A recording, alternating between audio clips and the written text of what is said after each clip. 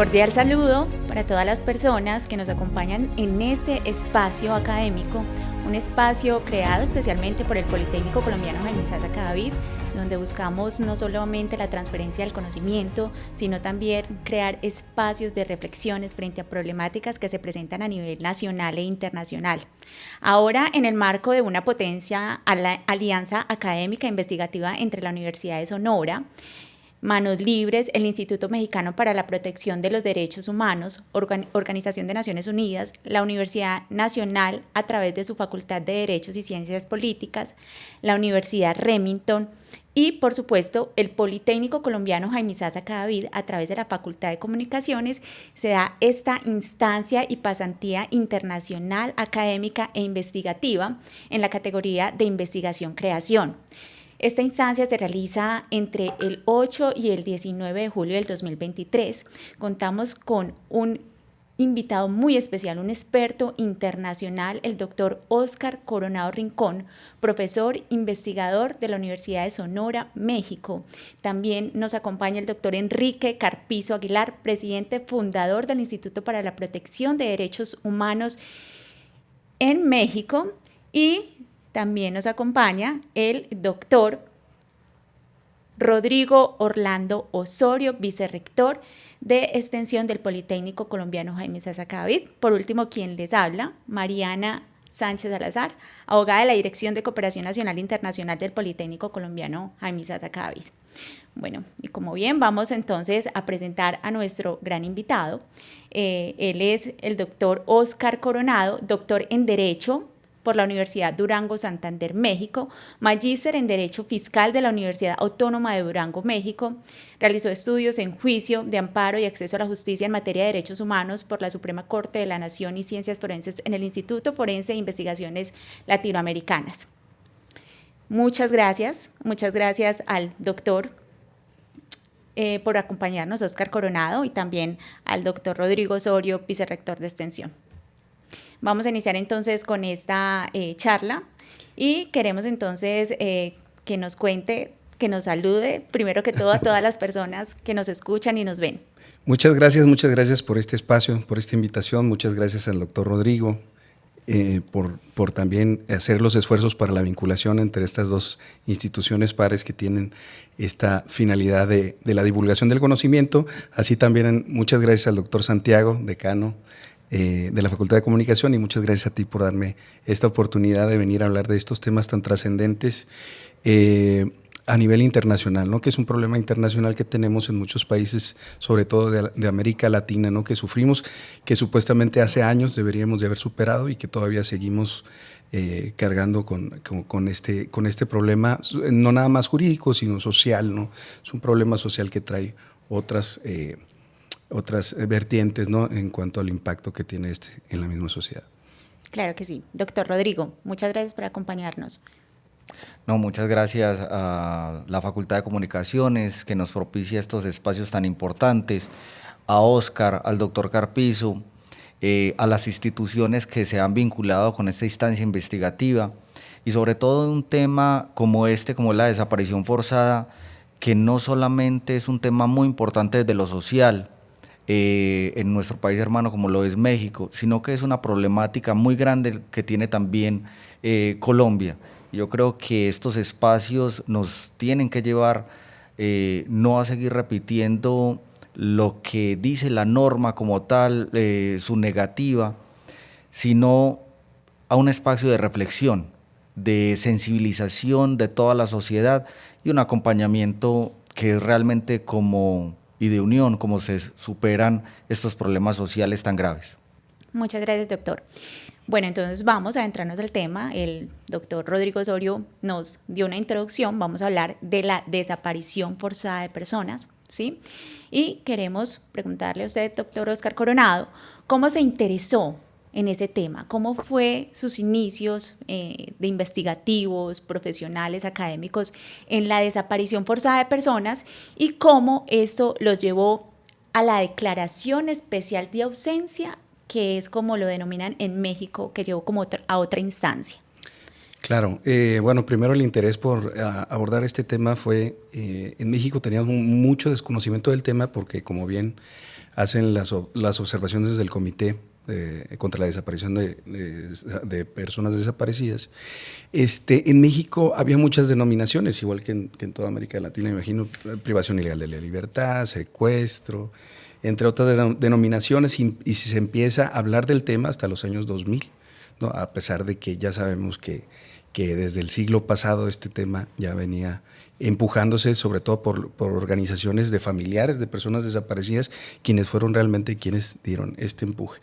Entonces, como todo investigador ante la interrogante, pues sale la necesidad de indagar más del tema, y no nada más desde la figura jurídica, como empecé a hacerlo, sino al darme cuenta de todo lo que implicaba, todo el movimiento internacional que tenía que ver con este tema, también todos los países que adolecían del mismo problema, desde Argentina con Videla hasta Pinochet en México, en el caso de la dictadura perfecta, ¿no? Como bien lo llamaron, la guerra sucia, que es el primer antecedente, digamos, visible ya en la época actual respecto de la desaparición forzada de personas.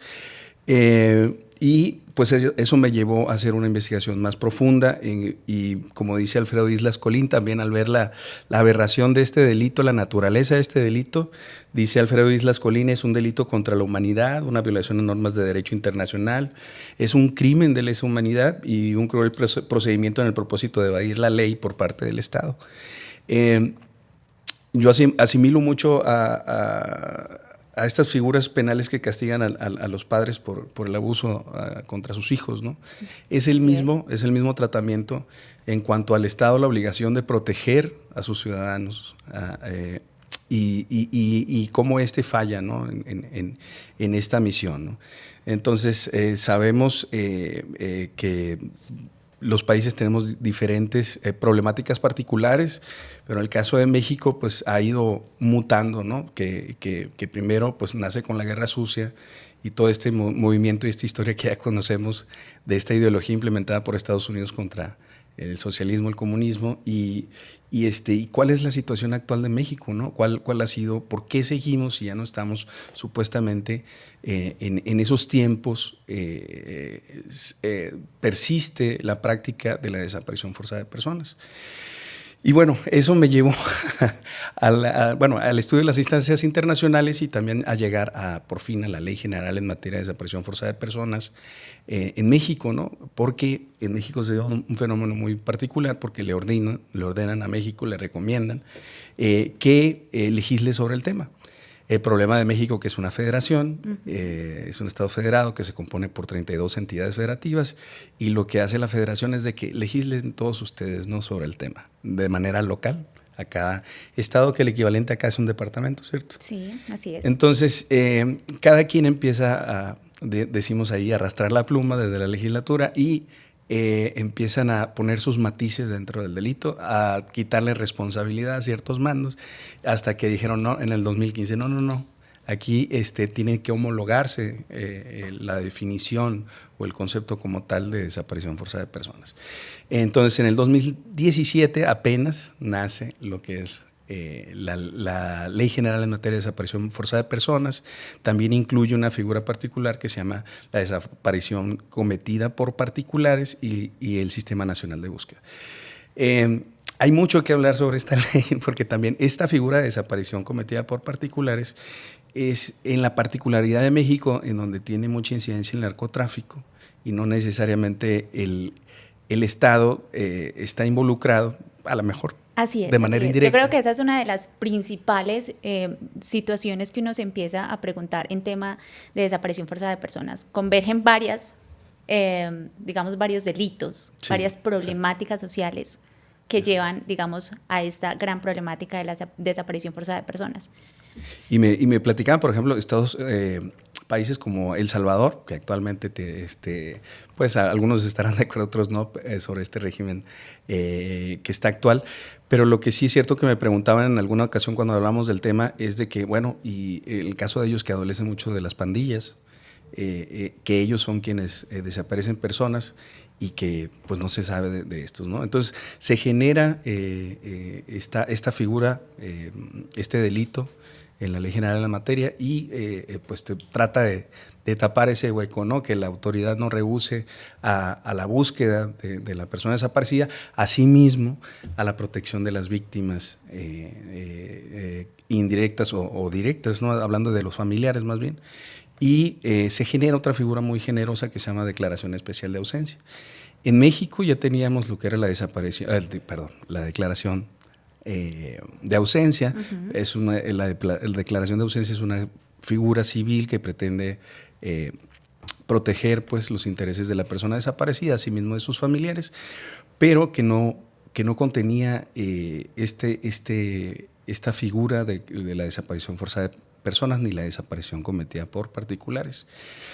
Entonces, al ser un procedimiento ordinario, es una jurisdicción voluntaria y es un proceso supuestamente más corto, sin embargo, tardas 2 años en que te declaran a la persona desaparecida.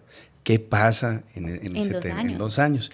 Y tienen que transcurrir otros 2 años para que sea la presunción de muerte.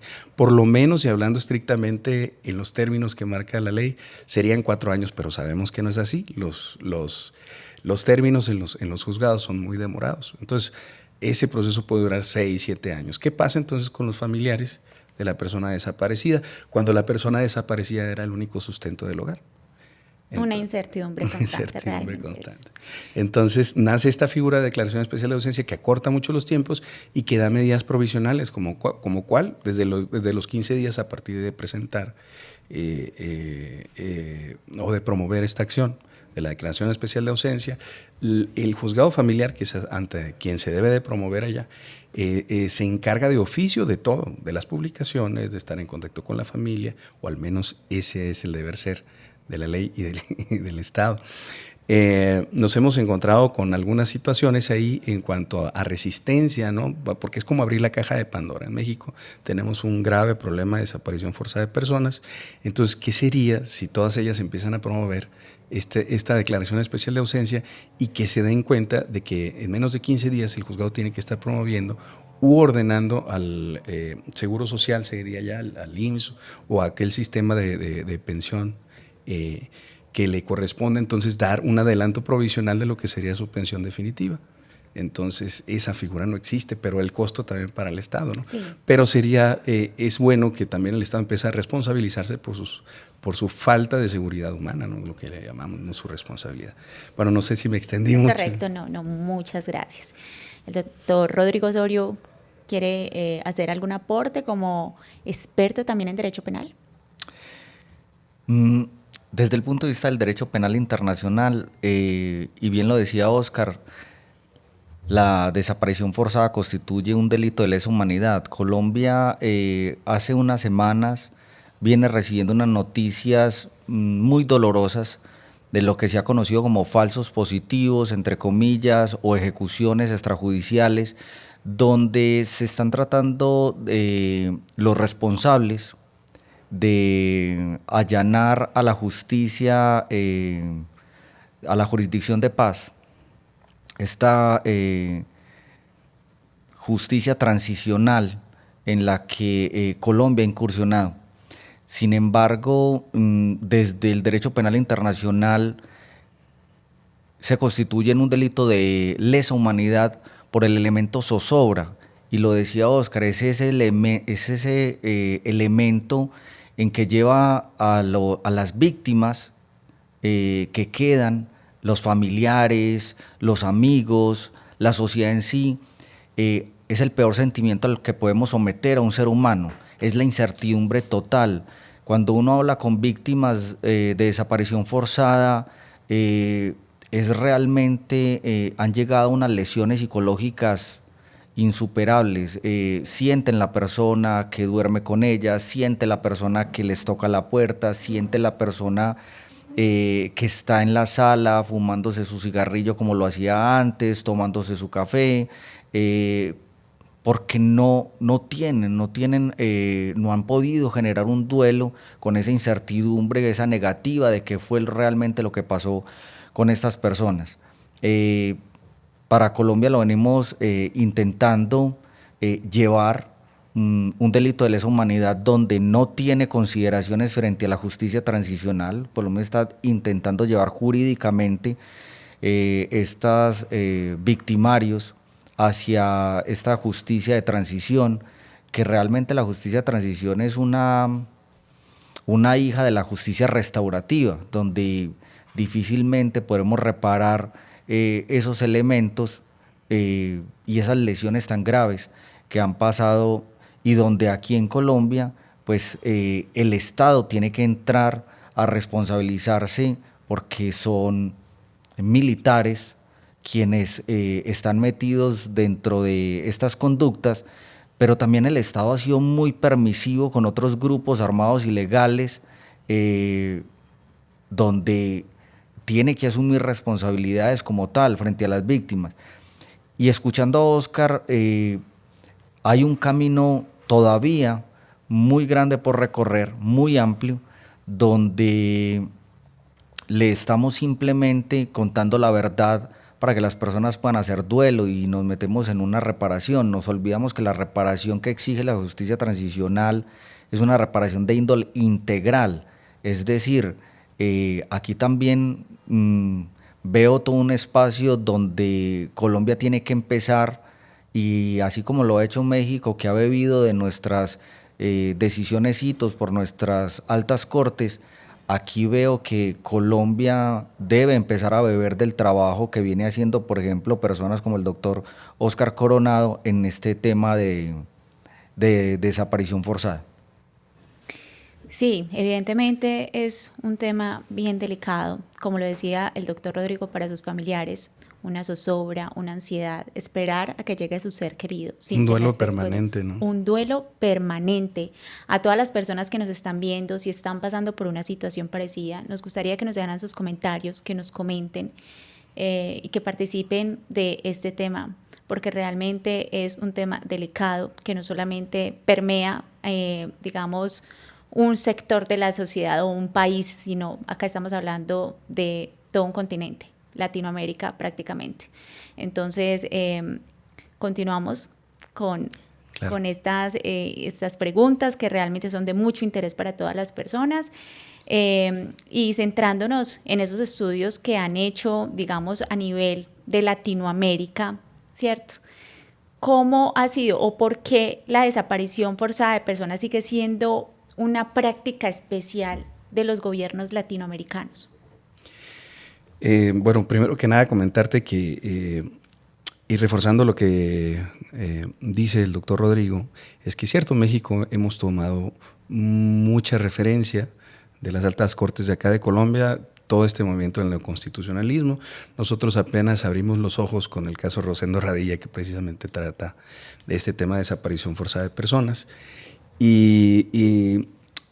Bueno, en ese contexto, pues hablar de por qué no se ha podido superar esto en los países latinoamericanos, yo creo que sería muy aventurado de mi parte hablar en general, en toda Latinoamérica. Yo creo que en el caso especial de Colombia, yo creo que eso se lo vamos a dejar al doctor Rodrigo, pero en el caso de México, es que lamentablemente la particularidad de México, y como lo dijo recientemente un político muy famoso en México, que se llama Porfirio Muñoz Ledo, que acaba de fallecer, dice es que ahorita estamos adoleciendo del narcoestado. Ese es el gran problema de México.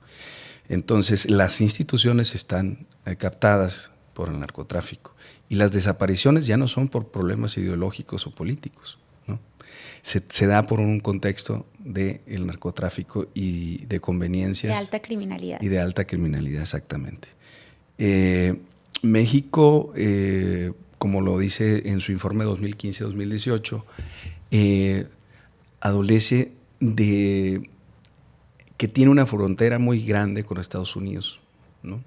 En primera parte, ¿no? Y que es un punto estratégico también para el narcotráfico. Y que ahí convergen otra serie de delitos, trata de personas, infinidad de cosas, ¿no?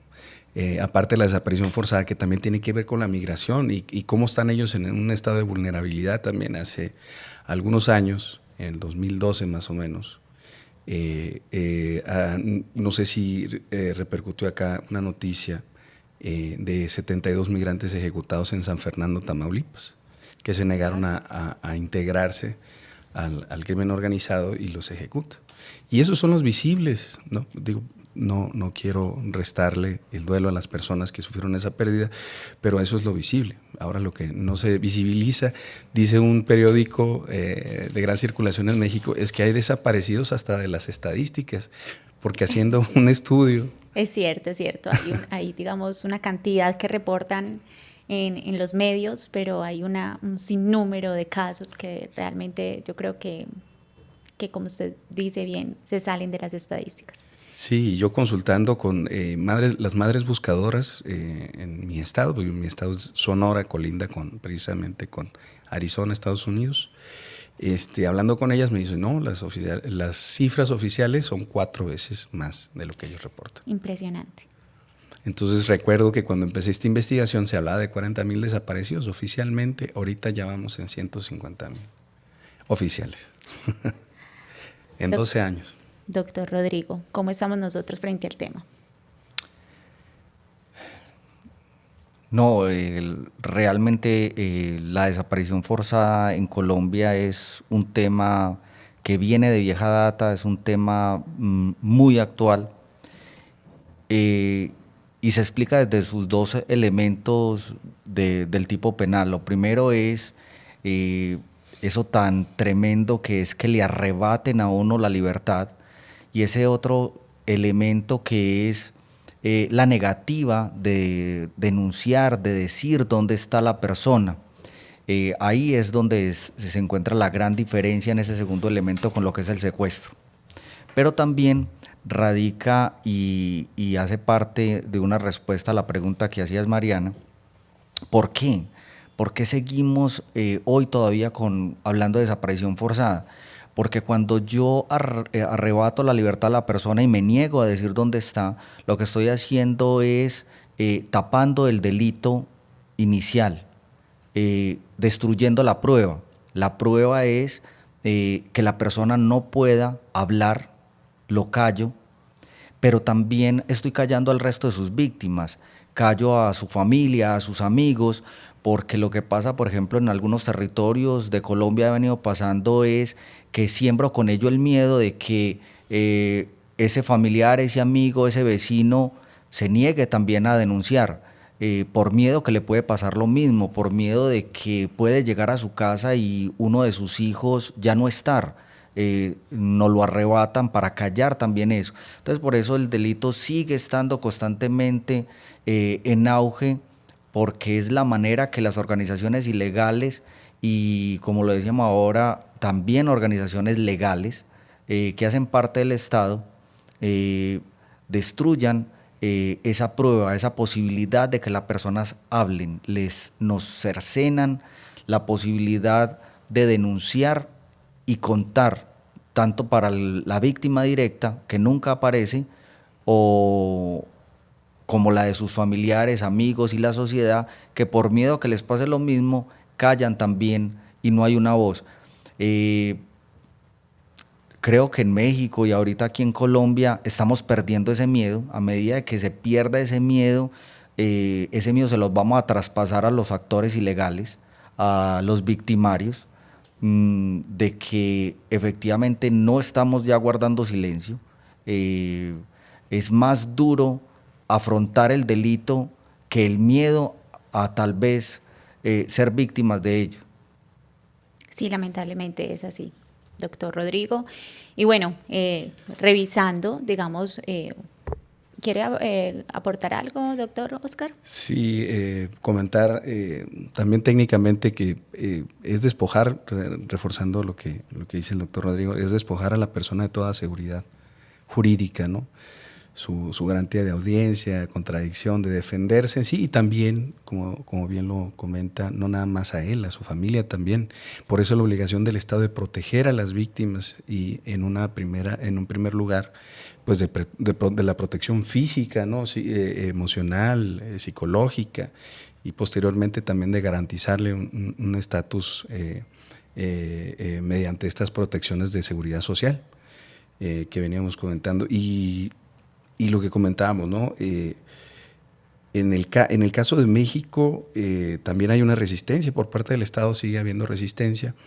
Hay un caso reciente de 6 víctimas en el estado de Veracruz, en donde la Comisión contra la Desaparición Forzada de Personas de la ONU dicta ciertas recomendaciones, ¿no? Y reconoce la Comisión Nacional de Derechos Humanos que hubo que se reconoce el delito como tal, y también se denuncia el crimen de lesa humanidad ante la Corte Penal Internacional.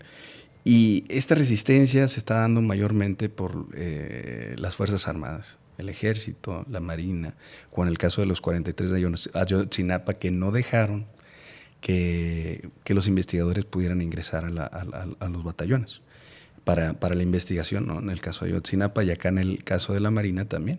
Y por haber sido una situación sistemática, ¿no? Que se dio como operativos que se dieron dentro del estado de Veracruz en un contexto de violencia también, ¿no? Provocado por algunos grupos delictivos.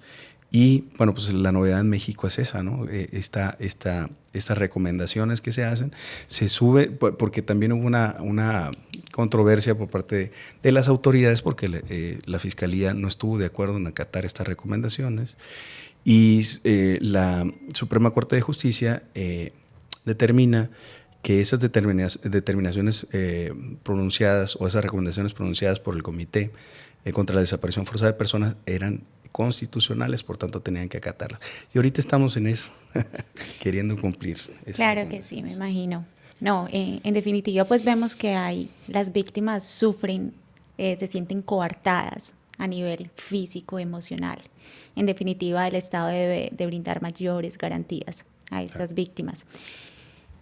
Quería preguntarles, ya hablando un poco en el tema del marco legal de la desaparición forzada de personas, de la problemática que se presenta en ambos países, en México y en Colombia, ¿cómo estamos frente a ese panorama internacional? Sí, sabemos que las estadísticas son altas, pero ¿cómo estamos a nivel de Latinoamérica, Colombia y México? Estamos muy a la par porque el sistema interamericano ha llamado varias veces la atención, ha condenado a Colombia por varios casos, múltiples casos de violación grave a los derechos humanos, donde ha habido omisión, participación del Estado colombiano. Pero además de ello, quiero llamar la atención de algo en particular que viene pasando en nuestro país, y es el cambio de denominación realmente de los delitos, tratando de hacerlos pasar y hacerlos ver al pueblo como sinónimos. Y eso es algo muy grave porque, lo decía ahora y lo vemos en los titulares, y los medios de comunicación lo refuerzan, falsos positivos, ejecuciones extrajudiciales. Queremos mermarle y minimizar realmente con el término la responsabilidad del Estado y los victimarios. El término es uno solo. Hay una desaparición forzada y es un delito de lesa humanidad. ¿Qué pasa cuando nosotros lo renombramos? Estamos dando una cabida jurídica para que por justicia transicional o de transición estos victimarios puedan acogerse a una justicia más benevolente que lo que realmente les tocaría afrontar cuando lo llamamos por su verdadero nombre, que es desaparición forzada. Pues les tocaría responder de manera integral y absoluta, y no le quedaría mayor maniobra jurídica al Estado colombiano o mexicano que las decisiones a través que se han tomado de la Comisión y la Corte Interamericana de Derechos Humanos y lo que es la Declaración Universal de Derechos Humanos, el Pacto de San José de Costa Rica, que nosotros nos hemos acogido a esa jurisdicción extraestatal. Doctor Oscar. Bueno, pues a nivel internacional también México ha sido condenado por el famoso caso de Rosendo Radilla, Alvarado Espinosa y entre otros que están por llegar también, que es este caso de Veracruz también, pero el cumplimiento yo lo mediría hacia el interior, porque cuando te cuento de esta ley general que es muy benévola, en el sentido, o más bien trata de equilibrar, ¿no? Lo que pasa ahí es el nivel de cumplimiento es muy bajo.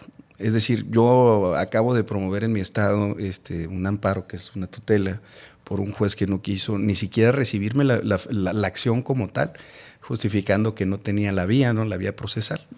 Es decir, que estaba incompleta para comunicarlo al público de un mayor entendimiento. Entonces, lo que pasa es que me niega la declaración especial de ausencia y me la radica como declaración de ausencia. Son dos figuras diferentes. Tuve que ir al tribunal y decirle, oiga, esto está mal, y le ordenaron que repusiera el procedimiento en cuanto a la autoerradicación, que se pronunciara sobre la declaración especial de ausencia, y le llamamos allá una resolución cumplimentadora, ¿no? Donde el amparo pues ya ordena al juez qué es lo que tiene que hacer, y lamentablemente el juez de primera instancia todavía niega como medida cautelar la pensión provisional, y ahí estamos otra vez en ese pleito. Se encuentran una serie de trabas. Sí, es mucha traba la que encontramos todavía, hablando de la sensibilización que tiene el Estado para hacer. Ya falló al momento de la protección a la persona desaparecida. Ahora, bueno, por lo menos tengo que concederle todas las garantías que deben asistir a las víctimas, ¿no? Y pues en la cuestión del interior, ¿cómo estamos? Es una situación que hay muchísimo que platicar ahí. No, decimos allá que el hacerte de la vista gorda por parte del Estado, ¿no? En el caso, no sé si han oído ustedes hablar del caso del pueblo de Allende, en un pueblito de Coahuila que desaparecieron prácticamente todos los pobladores de un pueblo, se habla de más de 300, 500 gentes. ¿De qué fecha estamos hablando? 2011. 2011. En la guerra contra el narco, en el sexenio de Felipe Calderón, creo que hay un documental por ahí. O sea, desapareció toda la población. Toda la población. Impresionante. Por ahí luego les paso el dato para que revisen ese documental, es muy conmovedor. Y el Estado cómo cayó y cómo guardó silencio ante tales hechos. Y fue la prensa internacional quien denunció el hecho y finalmente se hiciera público y se hiciera un documental sobre ello. Es un caso que se puede revisar fácilmente en YouTube y ahí está. Cómo el Estado también se hizo de la vista gorda ante esta barbarie, ¿no? ¿Cómo lo encontramos? Nuevamente repitamos para que las personas lo puedan encontrar. El documental no recuerdo si se llama Entre Nosotros, pero es el caso Allende en el estado de Coahuila, ¿no? Desaparición de un pueblo a la frontera de México. Perfecto. Ahí con esos conceptos, con esos términos probablemente les arroje el resultado. Claro que sí. Y bueno, nada más comentarte Sí, que también hemos hecho ejercicios de transparencia. Nosotros en México contamos con un portal nacional de transparencia, a su vez los estados también cuentan con su portal estatal, por el cual nosotros podemos llegar a las instituciones y solicitar información sobre las actuaciones o resultados, estadísticas de las diferentes dependencias. Así hemos solicitado información del Poder Judicial del Estado, de la Federación, también de las fiscalías, para poder empatar los números, a ver si dan. Y vemos que también ese es un problema, ¿no? Porque también tiene que ver con transparencia, y para poder trabajar en los problemas que tenemos que aceptar el problema como tal, ¿no? Si seguimos invisibilizando. De forma real, no camuflarlo. Sí, exacto. Entonces nunca vamos a poder progresar. Exacto. El cumplimiento de las obligaciones en materia de transparencia también estamos deficientes. Estamos mejor que antes, sí, definitivamente, porque tenemos las instituciones, los instrumentos. Hace falta más empeño. Bueno, hay un trabajo muy importante para seguir en ese tema. Quiero preguntarle cuál es el ranking que ha tenido el estado de Sonora, ¿cierto?, de México en este tema de desaparición forzada de personas. Bueno, el estado de Sonora es el segundo estado más grande de México. Sí. Tiene el territorio más grande. Sin embargo, tiene una población pequeña, tiene una población de poco menos de 3 millones de habitantes. En el ranking, en el top 10 en México, por personas desaparecidas se encuentra en el 7º lugar, 7º, 6º. Pero si lo transformamos o cambiamos la estadística por la variable de cada 100,000 habitantes, que es más o menos el promedio cómo se mide, estamos en el 4º lugar en el estado. Sin embargo, las cifras negras no dejan hacer bien la ponderación de números, que para nada es algo que presumir, al contrario, es un problema que tenemos en el estado, y que ese problema sea por una multiplicidad de factores, como es la frontera con Estados Unidos, también el tener, el ser un estado desértico, ¿no? Que es muy fácil y amplio, que es muy fácil hacer esto de las fosas, ¿no? Clandestinas, que es todo un tema también, porque finalmente quienes terminan haciendo la búsqueda de sus familiares o de las personas desaparecidas son sus propios familiares, con escaso apoyo de las autoridades, cuando hay manuales en México, protocolos de búsqueda, de investigación. Y que muy posiblemente recursos. Sí, y por ahí anda una foto ahí que tenía una presentación de una alcalde de un municipio, un presidente municipal, dándoles material de apoyo a estas madres buscadoras, una palita y un bote, ¿no? ¿Cómo le decimos? Entonces, eso... pues es complejo, ¿no? Entender esta problemática desde la política actual, no hay sensibilidad para ello. No sé si en estas esferas se ha perdido la sensibilidad, la empatía, de ponerse en el lugar de esa víctima, de sus familias. De sus familias. De hecho, este es un tema muy escabroso, porque hablar de ellos simplemente desde la academia, pues es como faltar un poquito a todo lo que conlleva, ¿no? el sufrimiento de los familiares. Y pues como lo dice la Corte Interamericana, también en el caso Rodríguez Vera y otros contra Colombia, en el caso de desaparecidos del Palacio de Justicia, la sociedad también tiene el derecho de conocer la verdad, ¿no? Entonces, aparte de las víctimas, nosotros también como sociedad tenemos ese derecho a conocer qué fue lo que pasó, ¿no? Ese derecho a la verdad. Y pues es parte, ¿no? de por qué estamos aquí tratando de difundir ahorita este tema, ¿no? Tan delicado. Claro que sí, doctor Rodrigo. ¿Quiere complementar con algo más? Ahorita, previo a que llegáramos aquí a este conversatorio, estábamos en la decanatura con el decano Santiago, y en uno de esos escritos que tengo por ahí, pero de opinión en algunos medios, el año pasado escribía algo sobre que la educación nuestra está enferma. Y una de esas formas de curar esa enfermedad que nos está padeciendo a nivel educativo y poder llevar también esa cura a la sociedad es sobrepasar esa idea de endogamia que tenemos. Entonces, algunos preguntaron por qué unir lo jurídico con una facultad de comunicaciones. Y Óscar acaba de decirlo muy apropiadamente. Es quitar ese velo de impunidad frente a este delito. Y la manera es comunicarlo, llegarle a las personas, que las personas lo conozcan. Y allí es cuando tenemos que dejar esa endogamia entre lo jurídico y quien tiene realmente el conocimiento para saber cómo se comunica, cómo llegarle a las personas y que las personas, la sociedad, conozcan la verdad. O sea, a través de los medios de comunicación, a través del conocimiento que tienen nuestras facultades de comunicación. Bueno, a ustedes muchísimas gracias por habernos acompañado, doctor Óscar Coronado. Lo esperamos nuevamente en un espacio acá, académico, en el Politécnico Colombiano Jaime Isaac David, al vicerrector de Extensión, Rodrigo Osorio. Muchísimas gracias por habernos acompañado. Muchas gracias a ti, Mariana, y también a Rodrigo, a Santiago. Muchas gracias por este espacio, y también al Instituto Politécnico por esta invitación, ¿no? Y pues seguimos trabajando en esto de la vinculación entre las universidades. Tenemos mucho en común, tenemos mucho que estudiar en nuestros diferentes contextos, a la vez que aportar, ¿no? A cada una de nuestras instituciones. Yo cada vez que vengo acá a Colombia, es la 5ª vez esta, siempre me llevo algo nuevo, algo que tratar de implementar allá en mi contexto para mejorar, por supuesto. Claro que sí, a todos ustedes también muchísimas gracias por haberse conectado con nosotros. Recuerden que estamos en el marco de la instancia y pasantía internacional académica investigativa en la categoría de investigación-creación.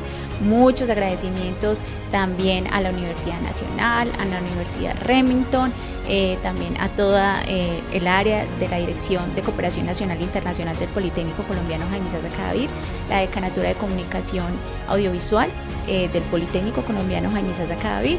Y bueno, nos encontraremos entonces en otro espacio académico. Muchísimas gracias.